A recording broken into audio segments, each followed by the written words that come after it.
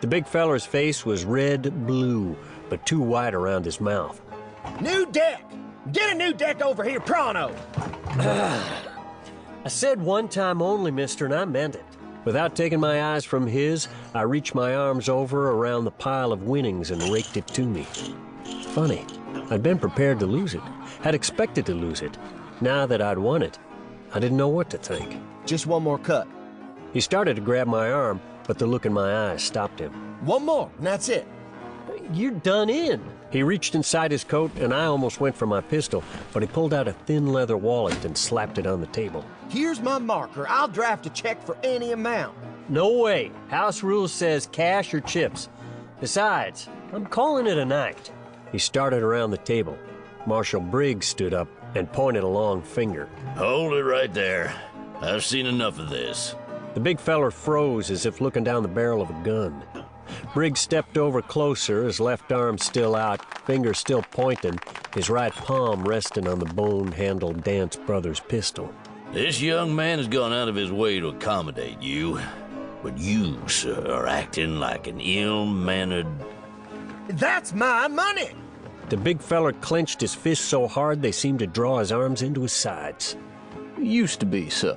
Enough out of you, McKay. And wipe your nose right now. McKay smiled sheepishly. Thank you, Marshal. He brought his empty right hand up slowly from under the table, rubbed a finger across his nose, and laid both hands on the tabletop. Briggs stepped closer, staring back at the big feller, picked up a pearl derby hat from an empty chair, and held it out arm's length. Now, you get. Briggs' deputy stood up behind him. The big feller seemed ready to explode as he snatched the hat and spun toward me. You haven't heard the last I mean, get! The big feller swept up his leather wallet and stomped off through the crowd with his long coattails flapping behind him. Jack squeezed Miss Knight closer.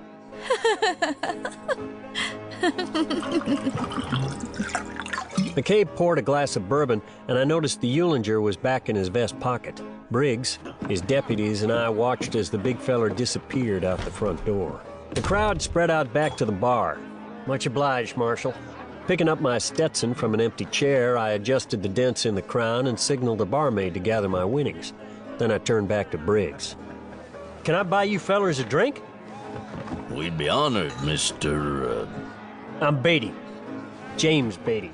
My real name had been Justin Nash many years back, before fate dealt me an outlaw's hand. I changed my name to Miller Crow after the war, but was now wanted for killing a crooked lawman under that name. Beatty was my third attempt at going straight. I'd worn out names faster than some people wore out boots. Pleased to meet you, Mr. Beatty. I'm Newton Briggs. These are my deputies, One-Eye Marvin Ingram, and Little Dick Duggins. I glanced at Ingram and saw that both his eyes were sharp and clear. Why do they call you One-Eye? Why shouldn't they? I nodded and looked at Little Dick Duggins. Don't ask. Just call me Richard. I will. I flagged down another German barmaid and ordered a bottle of rye. It struck me that all these German barmaids looked identical, fair-skinned, tall and broad-shouldered, with biceps that could snap a man's neck. But they were big, gentle women who loped about the saloon like Palomino workhorses, Schleswig warm bloods and sweet-smelling gingham. So, Mr. Beatty, what brings you to Cimarron? We all sat back down at the table. Horses. I'm a horse dealer out of Missouri. I gestured toward Jack, who'd turned his full attention back to Miss Knight. My friend there works with me, making the auction circuit. Of course, part of my job as a horse dealer was procuring good riding stock for my cousins, the James Younger gang of Missouri. I certainly wouldn't mention that here. Well, Mr. Beatty, you certainly handled that incident like a young gentleman. Briggs smiled and laid his hands flat on the table as a bottle and 4 fresh glasses appeared in front of us. Yeah, you had every right to kill him. Perhaps. Warming to the conversation, I was careful to weigh my every word. I took the bottle and began pouring us a drink. But I find violence needless and distasteful. As a horse trader, I find there are few things a man can't deal his way out of if he keeps his head. I believe in live and let live. That's a good attitude. Hear, hear. Briggs raised his glass. We all threw back a shot, and Little Dick poured us another. I wish more folks felt that way. Sure would make our jobs a lot easier. We're looking for Ned Quarles and his bunch. Don't know him, do you, Mr. Beatty? No, but believe me, if I did... Ever heard of him?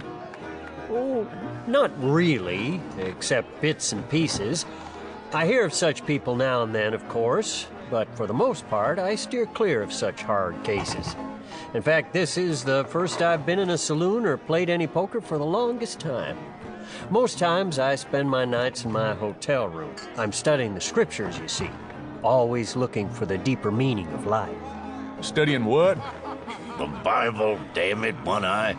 This young man studies the Bible. Do you happen to follow Emerson's Transcendentalists? No, Marshal. I avoid railroads as much as possible. I prefer horseback, although it gets weary sometimes. I watched his eyes to see if I'd said the right thing.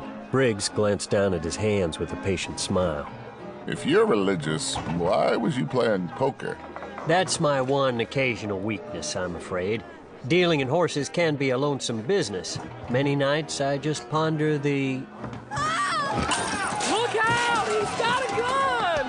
I caught a glimpse of the Pearl Derby hat near the door as the crowd parted in a flurry of spilled beer and fallen chairs. I spun up from the table toward the commotion, drawing my .44 as the first pistol whistled past my head. In reflex, I stepped sideways, cocking my pistol, swinging it up toward the big feller, taking a split second to aim as his second shot exploded in a belch of smoke and fire. I pulled the trigger and let the hammer fall with the impact of a mad judge's gavel. It was the strangest thing I ever saw. But for the first time in my life, I actually watched a bullet come out of my gun barrel. It spun around and upward in an arc, awfully slow for a bullet, I thought, then dropped down and smacked the big fella right in the face. There'd been no recoil. I glanced at my pistol. The big feller stumbled back, raised the big shiny Russian .44 again, and tried to aim it as a trickle of blood ran down his nose. To keep listening to this audiobook, I've left you a link in the description so you can do it, at no cost thanks to Audible's 30-day free trial.